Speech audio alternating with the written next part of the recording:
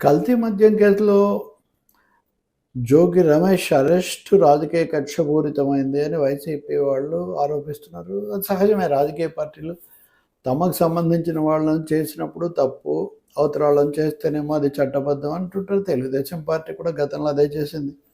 ఆ మాటకు వస్తే తెలుగుదేశంలో అచ్చెన్నాయుడు దగ్గర నుంచి చంద్రబాబు నాయుడు వరకు అందరినీ అరెస్ట్ చేశారు రకరకాల కారణాలతో. శాసనసభ్యులు, మాజీ మంత్రులు, అంటే అవన్నీ చాలా సరైనవి.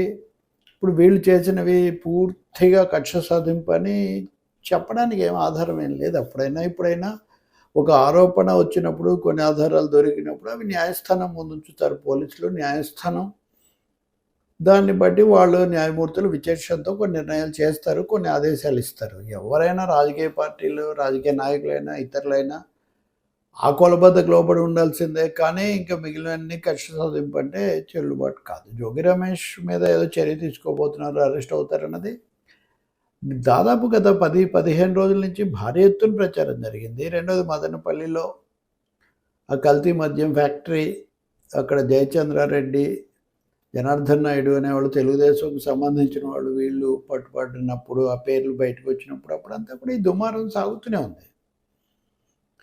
వాళ్ళ మీదేమో తెలుగుదేశం పార్టీ సస్పెన్షన్ ఇట్లాంటి చర్యలు తీసుకుంది. అలా తీసుకోబడిన జనార్దన్ వీడియోలో జోగి రమేష్ పేరు చెప్పారు అని ఆ వీడియో విడుదలైంది. ఆ వీడియో ఫేక్ అని వైసీపీ వాళ్ళు అంటారు. అనొచ్చు, అన్నది వాళ్ళు కోర్టులో కదా, అది నేను నిరూపించుకో